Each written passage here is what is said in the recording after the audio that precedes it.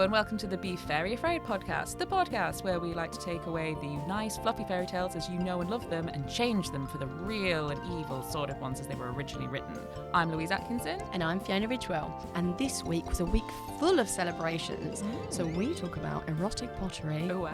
Oh, and actually, Louise offends me by doing my accent at my face. You're welcome. And the constant tin soldier. So, you know what time it is? It's time for Jean-Baptiste Basile. And what did he say? Oh, I think he said, open your ears, shut your mouth, and hear what I have to tell you. Awesome. Off we go.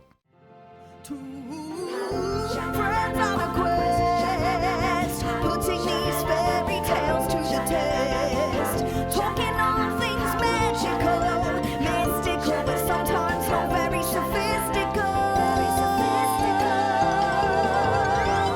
Be very afraid, someone actually wrote this story down. That's wild. Be very afraid, why are all the women wearing massive gowns? Why is he kissing her without her consent? What on earth is going on? Will they figure it out what this story's all about? Oh, be very afraid. Hello. Hello, Louise. How are thee? How are they? I'm alright. Had pretty chill week. But it was my friend's birthday and I went to the Royal Albert Hall, which was fun. I know it sounds fancy, but it is one of my favourite. I love going. Like, they could have anything on in there and I'll go. It could be like theatre, music, someone cleaning the bins. Like, I'm going. You just really like that venue? It's just a brilliant venue, yeah. What I don't like, though, it's usually chock-a-block full of posh people, right? And listen, I'm not anti-posh people. Just don't know if we can slag them off every week. And yet, here we are, slagging them off every week. I'll tell you how bad it is. Because what I don't like is they've got more money than sense. And that shows in how much I got charged for a glass of wine at the Albert Hall, right? It was my round. I said to my mate, what do you want? Should I have a large Chardonnay, right? Guess how much a large Chardonnay at the Albert Hall cost me? I'd say sometimes a large glass of wine, you're looking at like a tenner. So I'm going to say £15.50. Smashed it, £15. Really? I was spot on. Yeah.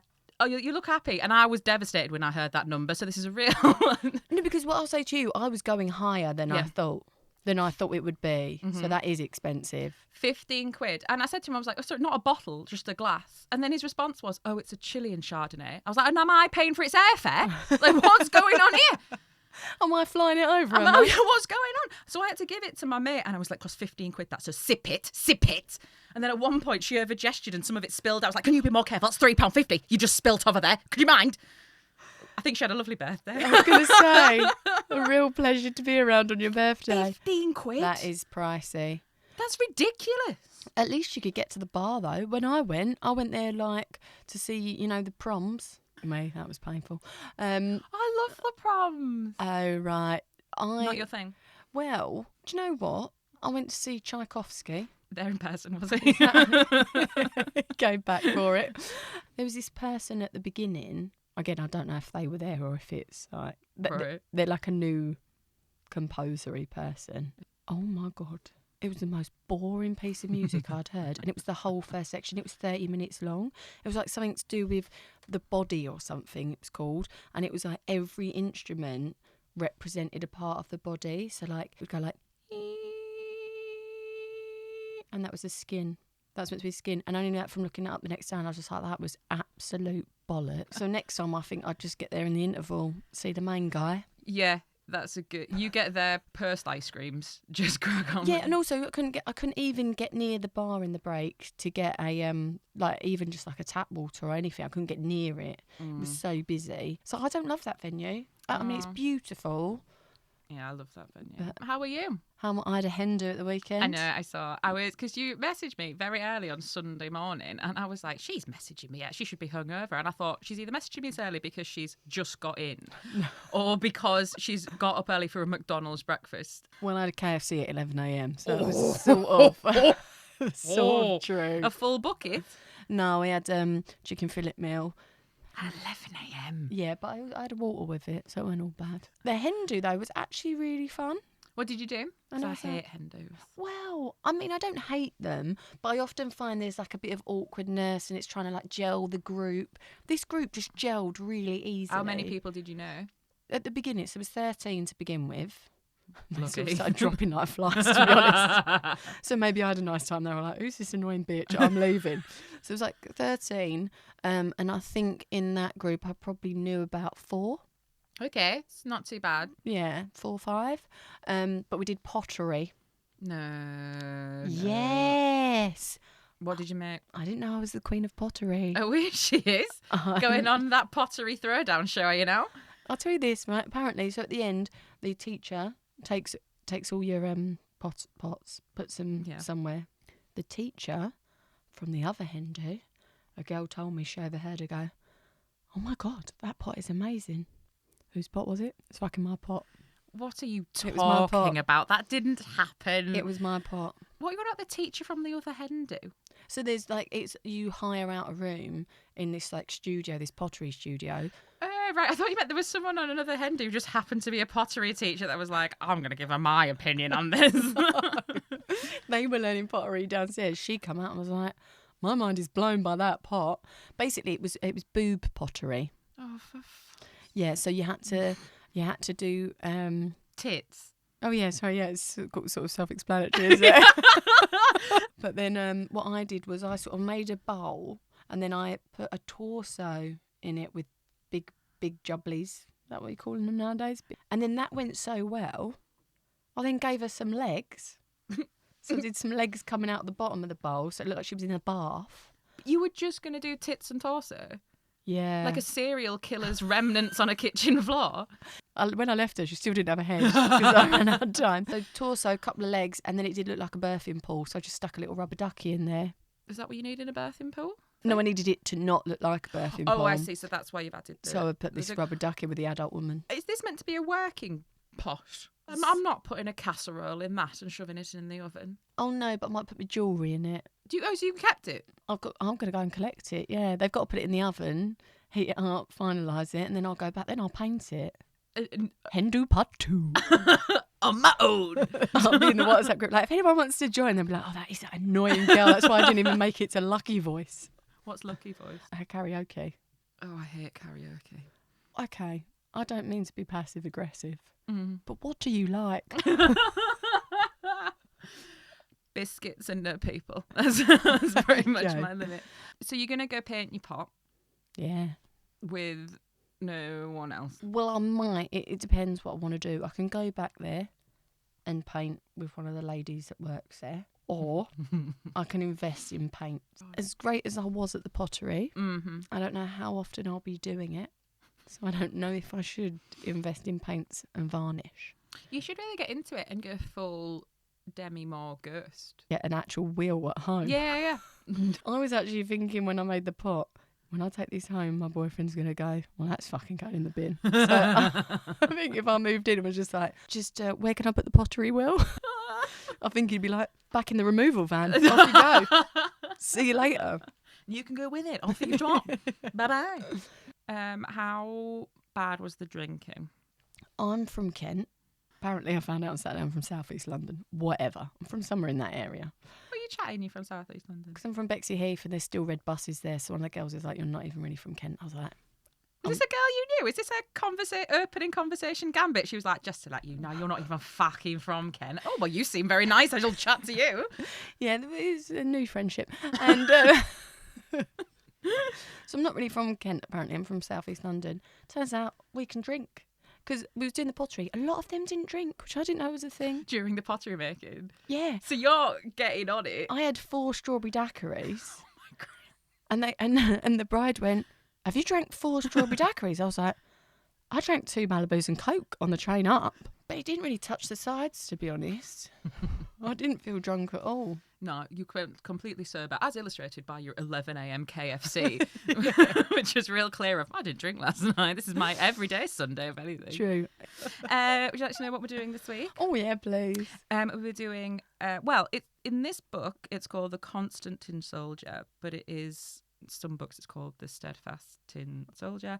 I don't know why there's the difference. I tried to find it out. Not a Scooby. Okay. Hans Christian Andersen. Oh, yeah, okay. Bit of him. Most famous for The Little Mermaid. I was just about to say it. Mm-hmm. Although his version is nowhere near as nice as the Disney. A lot of his ones are the ones that Disney turned into. So his The Little Mermaid, the Snow Queen is... Snow White? Frozen. Okay. Yeah. Hans Christian Andersen, he's done Emperor's New Clothes, The Ugly Duckling. He's done my favourite one, which is it has the best title. It's not my favourite story, it has the best title. It's called The Girl Who Trod on the Loaf, which I just think is it sounds like me drunk in a Greg's. Really enjoy it. But he's working doing The Constant Tin Soldier. Hans Christian Andersen, interesting character. Interesting or creepy? Not creepy, just interesting. So it's born to a very, very poor family. Like him. Yeah, so his mum was like an illiterate washerwoman, like really poor family. He was also very effeminate growing up, so he got teased quite a lot. But he wanted to be a singer, and he moved to Copenhagen at 14. His voice broke, and it went tits up. So everyone said you should become a writer instead. I have such an affinity With this guy? Yeah. But he was also... There's been a lot of speculation on his sexuality because some people think he was bisexual and some people think he was gay. And I think he sounds very, very gay. And what did he think he was? He was very much in the closet. This is the 19th century. He wasn't allowed to be gay, sadly. At that time, there was something called romanticising, which was meant to be between men, and it was like the original bromance. It was really common to have these really, really close male friendships, right? And he was after one, but he would go a bit further. Too far. And he had a lot of issues. But the argument some people have is, he was definitely bi because he would be obsessed with women. And one of them was this opera singer called Jenny Lind.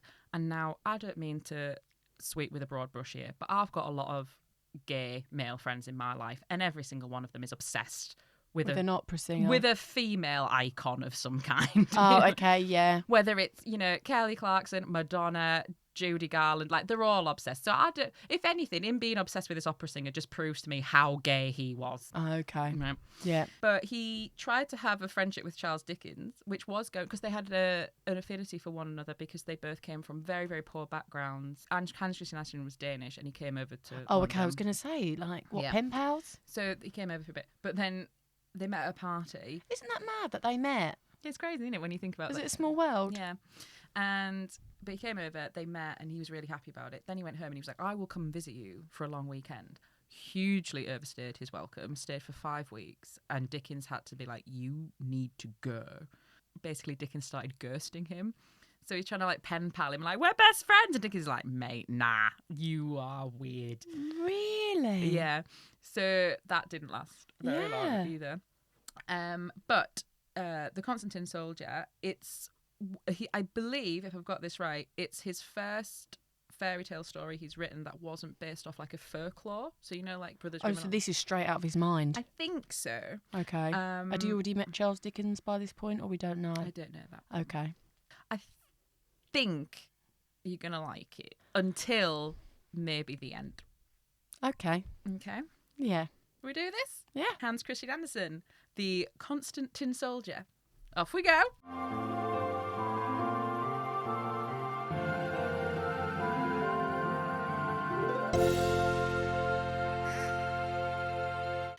There was once 25 tin soldiers, all brothers, for they had all been made out of one old tin spoon. They carried muskets in their arms and held themselves very upright, and their uniforms were red and blue. Very gay indeed.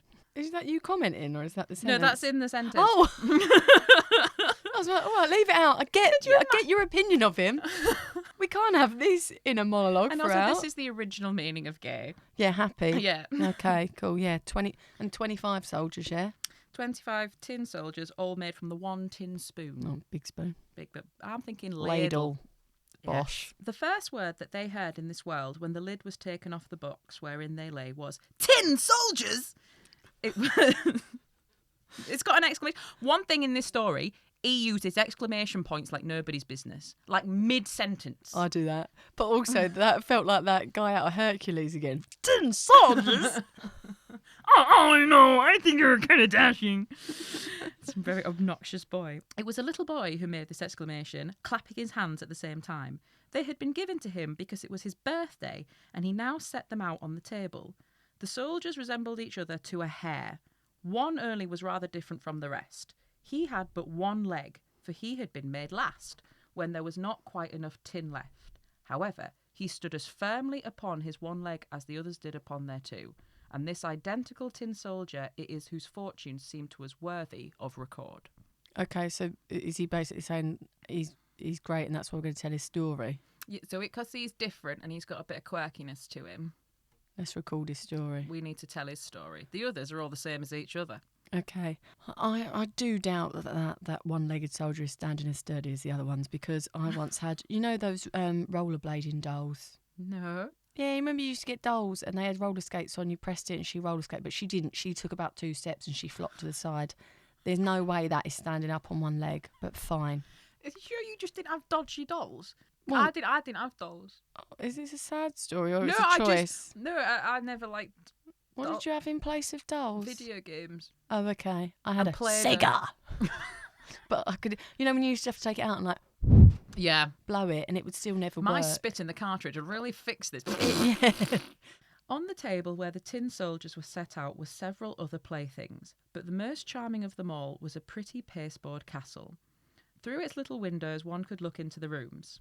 In front of the castle stood some tiny trees, clustering around a little mirror intended to represent a lake, and waxen swans swam in the lake and were reflected on its surface. Sounds like my pot from the weekend. Could you make a dollhouse next for your next hen party? I've actually got a full doll's house. Get in the bin. Yeah, we bought it for my grandma years ago and she never decorated it, so I probably will do that at some point when I'm bored. Buy it and then tart it up yourself. Yeah, like you make it, but she never did. I think it was quite expensive. Yeah, it's got like What? So is it fully like wooden? like a proper old school And you had doll's to house. paint it and shit Yeah, like and that? then you buy all the bits, carpet it, like do all that, but she never did anything. All this was very pretty, but prettiest of all was a little damsel standing in the open doorway of the castle. She too was cut out of pasteboard, but she had on a frock of the clearest muslin. A little sky blue riband was flung across her shoulders like a scarf, and in the midst of this scarf was set a bright gold wing. She was made out of paper. Very common in that time for dolls to be made out of paper and things. Oh, really?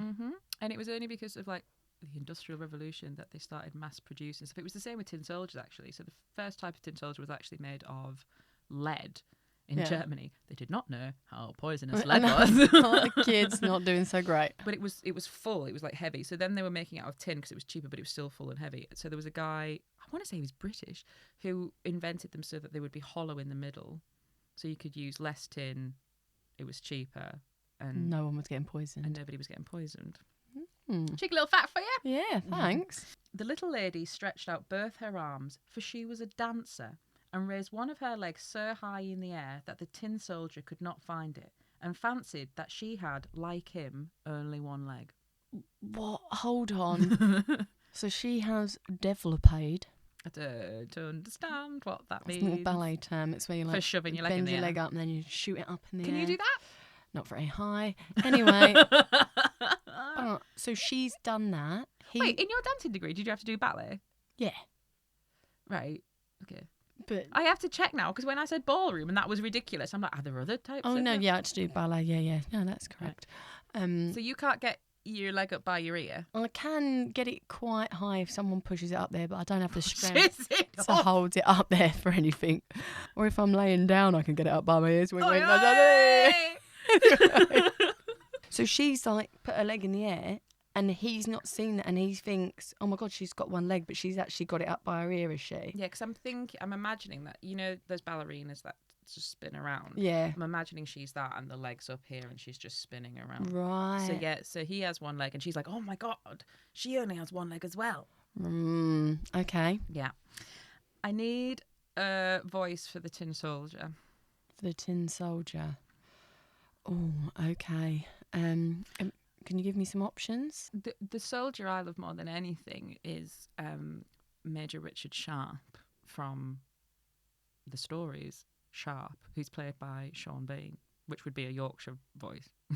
Could you give that a go, please? Yes, it's my voice. I don't want that voice. I've just heard that Well, voice no, for 20 minutes. it Want would- a different one. So you just want to do your own voice? Well, it's either that or because I was thinking maybe, but it's going to be rough doing it in front of you, like a cheeky chappy Londoner kind of like soldier. But I'm Oh, doing it yeah, in front do of that you. one. Well, can you help me out then? Because the first line Oh. is, she would be just the wife for me. How am I saying that? Oh, she would be... I'm going to go Australian. Oh, she'd be just the wife for me. Yeah, that's Australian. Okay, cheeky chappy. She would be just the wife for me. Like that? Yeah. She would be just the wife for me. Right, cool. Well, as we know, South London now, Yeah. apparently, even though we all thought you were from Kent. Right. Oh, fucking hell, mate. You shatty, you slag. Right. I'm not sure about that. I'm not sure about that. Imagine if the soldier just went after, no, I'm not being funny, lad, but shatty, you slag. And that's You slag. Okay. It's weird because it's the most offensive way you've got into an accent, and I'm sitting right here, but that is absolutely fine. No, you crack on. Thanks, babe. Schlag. She would be just a wife for me, thought he. But then she's a rather too high rank. She lives in a castle. I've only a box. Besides, you're all 5 and 20 men in it. It's no place for her.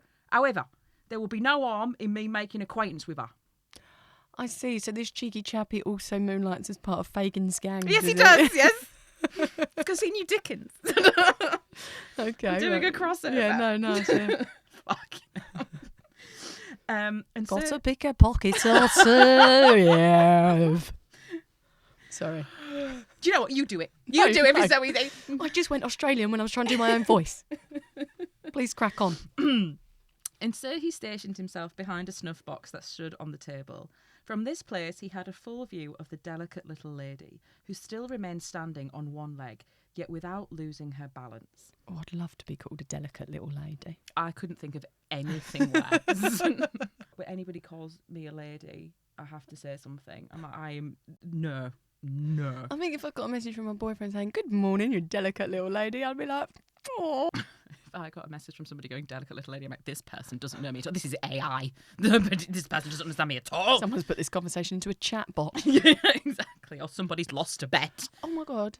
Side thing, sorry. One of the girls at the Hindu, she is the chat bot for Flow, the period app. She's the chat bot. She's the person that's like, "You've missed 2 days. What have you been up to?" Wait, so... She's the one that pops up and is like, "Hey." Really? Yeah, she's her. I was like, "Oh my God, you know so much about me." Does that... Slick. Sorry. I have so many questions. So what, does she have a script? No, she makes the conversation. Because I was like, "It's really like you're talking to like a real person." And she was like, "Yeah, that's how I have to sort of design it. Want to speak to me." She comes up she's with like a developer or like a coding person. I don't know. I didn't ask that many questions. That was doing pottery. If you're doing coils on your pottery, it's a pottery term and also a period term. But if you're doing coils on your pottery, you're too busy chatting to the woman from Flow the app. Oh yeah. You're gonna fuck your pot. So you had to take a back seat. Anyway, sorry. Crack on. When evening came, all the other tin soldiers were put away into the box, and the people of the house went to bed. The playthings now began to play in their turn. They pretended to visit, to fight battle, and give balls. The tin soldiers rattled in the box, for they wanted to play too, but the lid would not come off. So all the other toys are like, "We're having a ball." All the tin soldiers are like, "Yeah, we want to come play." I don't like you. You're in a box. Who put them in a box? Well, I think they've been put away. Like the little boy or the little boy's mum. Yeah. So this is Toy Story, is it? That's what it's got a bit of a Toy Story. It's got a little bit, yeah. Although apparently this story was turned into, or was written for like Fantasia originally, but it was all done, and then Walt Disney watched it and he didn't like the ending, so it was just put on the shelf. Oh, There you are. okay.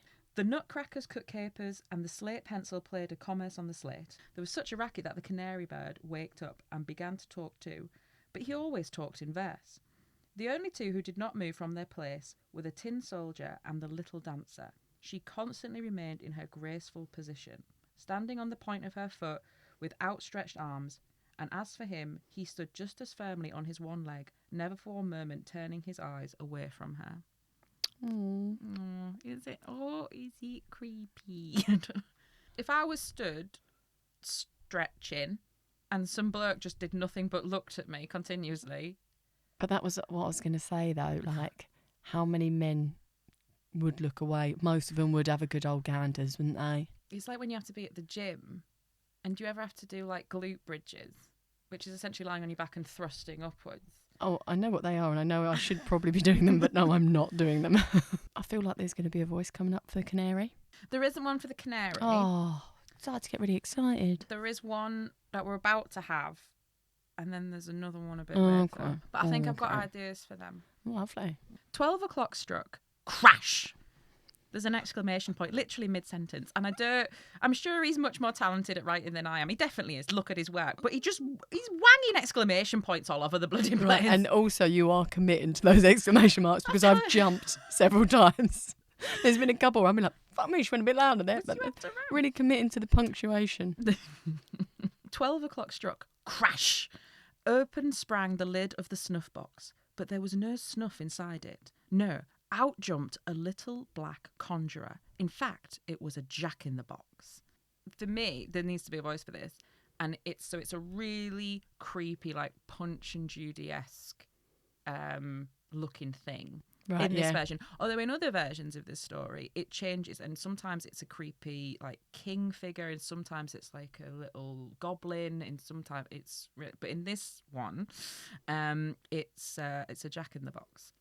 So because it's a really creepy clown, the one I was thinking of is, in Nightmare Before Christmas. Okay, I was going Krusty the Clown, but go with you. Oh, I don't think I'll do Krusty the Clown. But there's that one in Nightmare Before Christmas where he goes, I am the clown with the tearaway face. And it's really terrifying. I think that's this guy's voice. Okay, yeah, I like that. So I'm going to go real creepy right now. I actually never watched that film from the beginning to the end. What? I know, I'll do it this Christmas. I keep meaning to. We've got this conjurer, which is a jack-in-the-box, which has just popped up. Yeah. Okay. Tin Soldier, said the conjurer, wilt thou keep thine eyes to thyself? But the Tin Soldier pretended not to hear. Well, only wait till tomorrow, quoth the conjurer. Sorry, you're like, I don't know what to do. I was so in awe of the voice. I didn't hear anything. Oh, for fuck's sake. I don't know what you said. I heard the word quaff. Right. And I don't know about the rest. We'll do that. Soz again. about that. Right. So. Mine just went. Go on. Tin Soldier, Right. said the conjurer. wilt thou keep thine eyes to thyself? So he's saying, Oh, he's calling him a pervert. yeah, can you not look at, or could you not? Oh, Right. okay. But the Tin Soldier pretended not to hear. Well, only wait till tomorrow. Quoth the conjurer. So he's now threatened him Yeah. because for being a creep. Well, maybe you were right, yeah. Well, you never know. Right. When the morrow had come and the children were out of bed, the Tin Soldier was placed on the window ledge, and, whether the conjurer or the wind occasioned it, all at once the window flew open, and out fell the Tin Soldier, head first, from the 3rd story to the ground. And you reckon the Jack-in-the-Box has made that happen? Well, we don't know. I think the Jack-in-the-Box has made that happen. Could be the conjurer, could be the wind. We don't know. But he's fallen I head don't know what first. the moral of this story's going to be. Well, don't worry, we've got time to figure it out. A dreadful fall was that. Oh, I'm sorry. There's a random exclamation point. A dreadful fall was that. His one... I wish he'd stop using it. It pisses me off. His one leg turned over and over in the air, and at last he rested, poised on his soldier's cap, with his bayonet between the paving stones. So he's like upside down, he's stuck. Okay, Yeah. yep. The maidservant and the little boy immediately came down to look for him, but although they very nearly trod on him, they could not see him. If the Tin Soldier had but called out, "Here I am," they might easily have found him. Sorry, Tin Soldier or Artful Dodger? Continue, please, you offensive little lady. How dare you? Eye for an eye. But he thought it would not be coming for him to cry out, as he was in uniform. So he's very much like, I'm a soldier, I need to be a soldier, and this is the right thing a soldier would do. He's very... But also he's a toy and probably shouldn't be saying anything, and he would blow the whole lid off it, wouldn't he? Mm-hmm. It now began to rain. Every drop fell heavier than the last. There was a regular shower. When it was over, 2 boys came by. "Look," said one, "here is a Tin Soldier. He shall have a sail for once in his life." So they made a boat out of an old newspaper. Oh, God. But the Tin Soldier So they made a boat out of an old newspaper, put the Tin Soldier into it, and away he sailed down the gutter. Both the boys running along by the side and clapping their hands. Did you ever do that? What, nick someone else's toy and put it in a boat? Not nick someone else's toy, but do things when it had been raining and you put them to see which one would go faster down the... Like poo sticks when you go... What sticks? Hang on, have you been going on walks with your bloke and you haven't done poo sticks? What is a poo stick? You stand on a bridge and you chuck the stick down and you have to see which one comes through first and then you win, which is what Winnie the Pooh did. That's why they're called poo sticks. No, I haven't done that. Oh, as a rule of fun, you should do it. I Oh, don't yeah. seem to have sold you on it, but it No, is. not It really. is fun. And also, it seems like a really short game. Looks like you've won. Well, let's do the rest. Let's do the other 9 kilometres. Off we go. But to be fair, babe, what else are you doing on a walk? You don't like looking at nature. You don't like being outside. Maybe this will help break it up for I you. know what I'm doing on a walk, actually. Shouting obscenities. The paper boat rocked to and fro, and every now and then veered round so quickly that the tin soldier became quite giddy. Still he moved not a muscle, looked straight before him, and held his bayonet tightly clasped. Okay, so he's still being quite... I can't show emotion. I can't show anything else. I'm a soldier. This is my duty. I need to keep to Well-trained. this. Yeah. All at once, the boat sailed under a long gutter board. He found it as dark here as at home in his own box. Where shall I go to next? Thought he. To be sure, this is all the conjurer's doing. If the little maiden were but sailing with me in the boat, I would not care for it being twice as dark.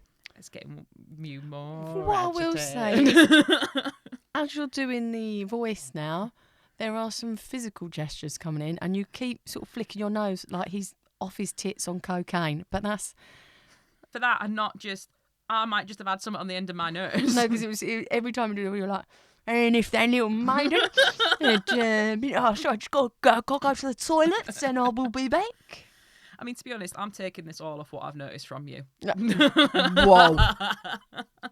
That's The weeks defamation we've of been- character. The time we've been friends now, and I'm just like constantly. I tell you what, I might edit this in because there is one week, I can't remember which episode it is, where I had to go. There's a zoom in of you, and you're just going there, like, absolutely wiping your nose like nobody's business. Well, it's either that. Right, fine. Big week on the cocaine that week, was it, for me? Brilliant, thank you. Excellent. Right, I've got a new character. That's what I'm doing on the walks. Right. No, sorry, Cocaine. go. No, you can't. Do the character, please. Just then, a great water rat that lived under the gutterboard darted out. Oh. Right, so I think a rat, quite evil, and a bit of like can't say their S's. Is that an artistic, a bit of flair, artistic flair, or I just is thought it in because the thingy that he can't say his S's? No, it's just a bit of artistic flair. So we've got a bit of a lithopathy. Well, He's the evil with thee. I think he's got a bit of an issue with S's. Not a big one, because I can't do it that well. And also, what I'm trying to do there is giving him issue with S's, but not say any words with S's in. So it's really difficult for me. Right. Have you a passport? Asked the rat. Where is your passport? Where is your passport? He's a bit Oh, I posh can on do the that strut. one. Yeah, there you go. But the tin soldier was silent and held his weapon with a firmer grasp. The boat sailed on and the rat followed. Oh, how furiously he showed his teeth and cried out to sticks and straws. Stop him! Stop him! He has not paid the toll! He has not shown his passport! Perfect. Yeah, I do think this is after he's come over and met Dickens. Do you I think? think? Yeah, I think he had some issues getting into the country and that. And I think He's lost his passport on the because way. it's weird how suddenly, he's writing his own stories. It feels like it's based on life. Yeah.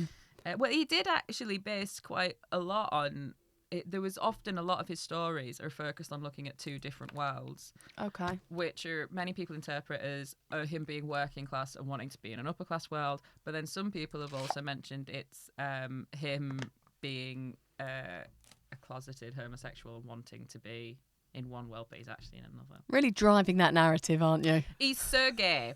Back to the book. You've got a really angry rat on your hands. That's right. Oh, that sounds wow. But the stream grew stronger and stronger. The tin soldier could already catch a glimpse of the bright daylight before the boat came from under the tunnel. But at the same time, he heard a roaring noise at which the boldest heart might well have trembled. Only fancy, where the tunnel ended, the water of the gutter fell perpendicularly, oh, I love that word, into a great canal.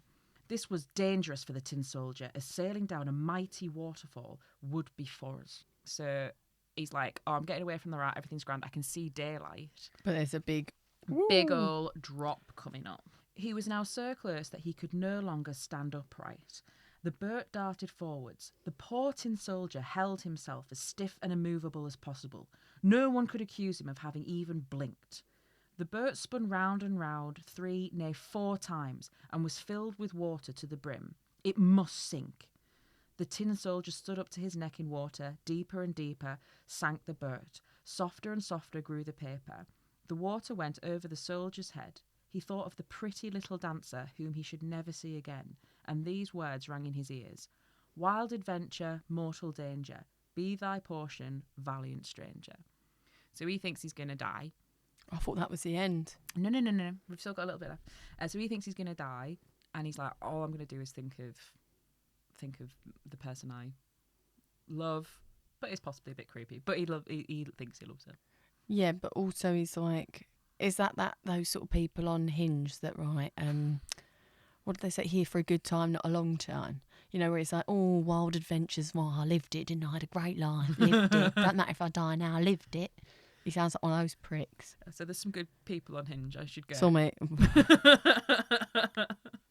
Basically, I saw one of my ex-boyfriends on there from years ago. Not now, not recently, like last year. This one's upgraded. Usually it's your ex-lover. This one's more sophisticated. Last year, I saw one of my ex-boyfriends on there, and his line was, here for a good time, not a long time. And I thought, oh, fuck off. Because do you know how he knows that line? Someone we know died, and it was at her funeral. And I was like, oh, don't put that on your fucking Hinge. Days! Yeah. Anyway. Grim. Glad you're not with that anymore. I reckon if we do enough episodes, I can slag them all off. The paper now tore asunder. The tin soldier fell through the rent, but in the same moment he was swallowed up by a large fish. Oh, how dark it was. Worse even than under the gutter board, and so narrow too. But the tin soldier's resolution was as constant as ever. There he lay at full length, shouldering his arms. So he's still like, I'm going to stay, even though I've been swallowed by a big old fish. I'm staying strong, I'm being a soldier, I'm keeping my shoulders back.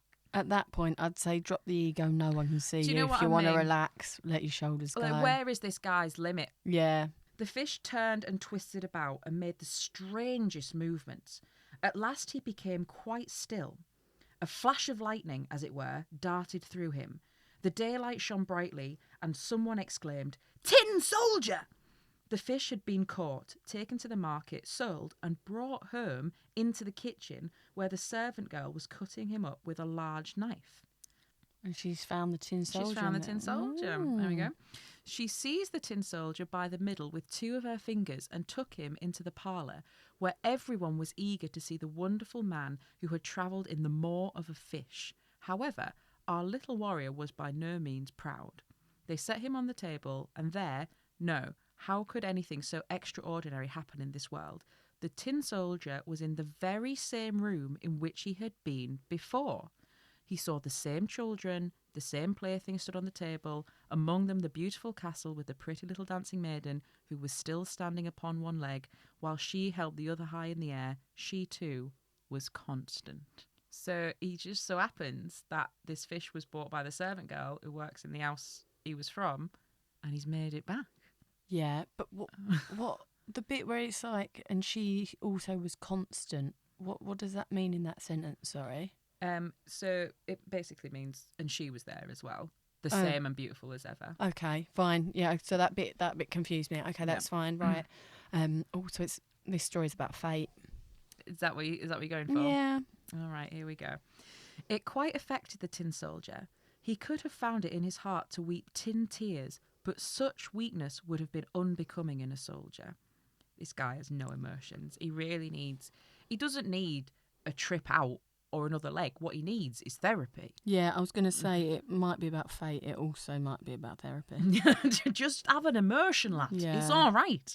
He looked at her and she looked at him, but neither spoke a word. And now one of the little boys took the soldier and threw him without ceremony into the fire.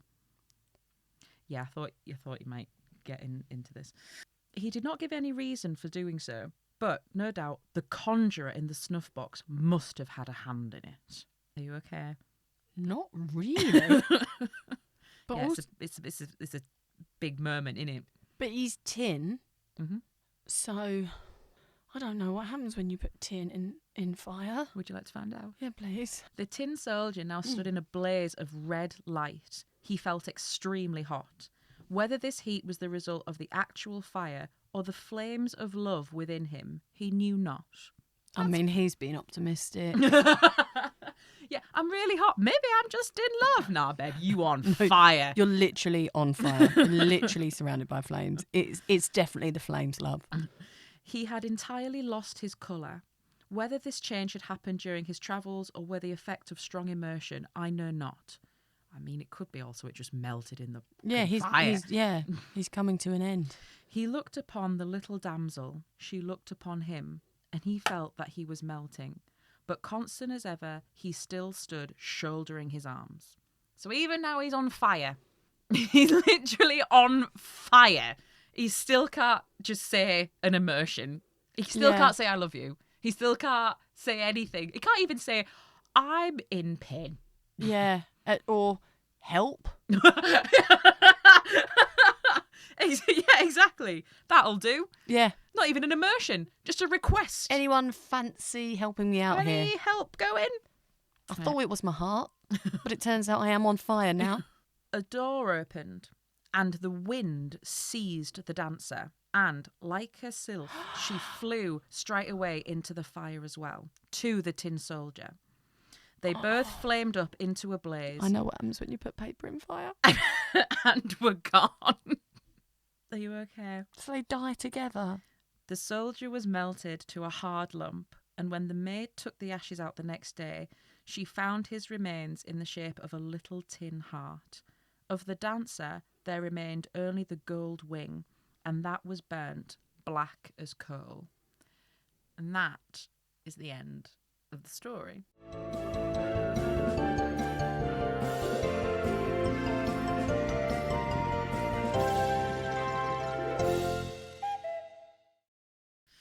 That is the bleakest one you've done. I don't think it's the bleakest The one. ending is bleak.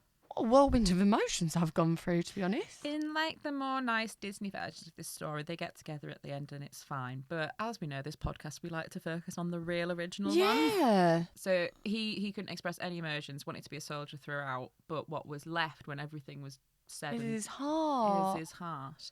But the thing is it's very much focused on him, and that's fine. The story's about him.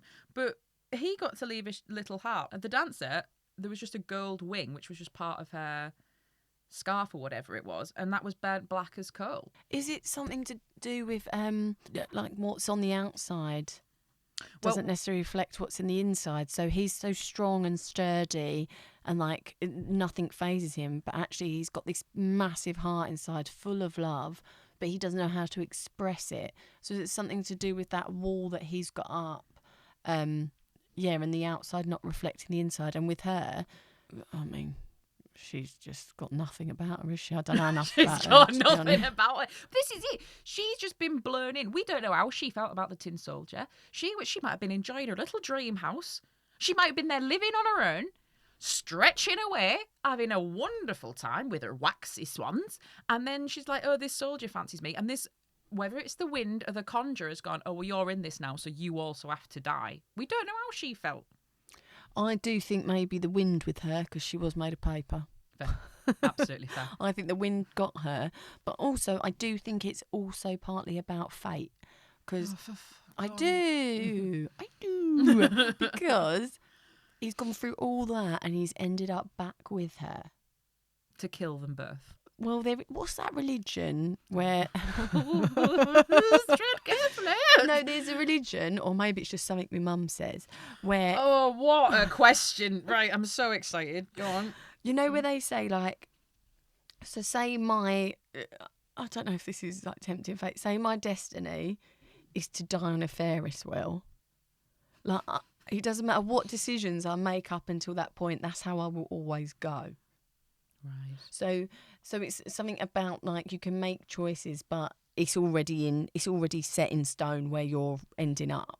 But the route you take to it can be up to you. But if I'm going to die at 39 on a Ferris wheel, then I'm going to die at 39 on a Ferris wheel, whether I go to that fun fair or not.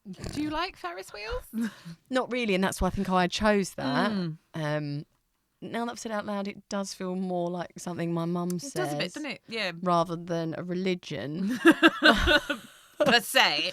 But I'll find that out. I think it is a Please religion. do. I think there is. I think it might be like Hinduism or something. Let's not put a name to it. I don't know. Yeah, I love There is- Ridgewellism. It's really great. There is a religion where it's like no matter the decisions you make, you'll always end up there.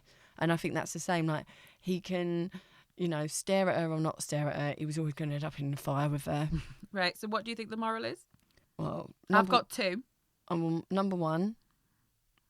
Express yourself. Express yourself. Basically, these morals are written by Madonna. Because as we know, he was very gay. No. Yeah. No. So, I think express yourself, and that the outside doesn't necessarily reflect the inside. And then number two, don't be a creep. Yeah, I think that should be the moral of all stories. And number three, life is fated. Do you know what? If you sort of like mix them a bit, yeah, pretty much. So one is With something that I haven't said altogether. So one is love is indestructible, and it will always endure. I think that is such a terrible message for anyone. Why? Because it's just not true. And I think that's why there's so many toxic relationships. But you're really thinking of it. So I like that sentiment because it's obviously applying it to romantic love. But I think love in all circumstances is indestructible. Love will always prevail. Yeah, you're not selling it to me. I think it's bullshit. What's really interesting is that you're all like, oh, fate and all this. And I'm like, I hate people. But then when it comes to something like this, I'm actually the softer one on this. Of all the things we could choose, I'm like, love is indefensible. You're like, yeah, that's a load of old shit. Sorry, I think what I'll say is I've got more in common with the soldier and the little dancer girl than you think because I've been burnt before. Yes, I don't know about that. Right, go on then. Sorry. The other one I got was that many of the defects we believe we have in reality have no impact on what happens to us. And upon death, our true essence remains, and that is one of love. You wrote that? No, don't be daft. That is beautiful.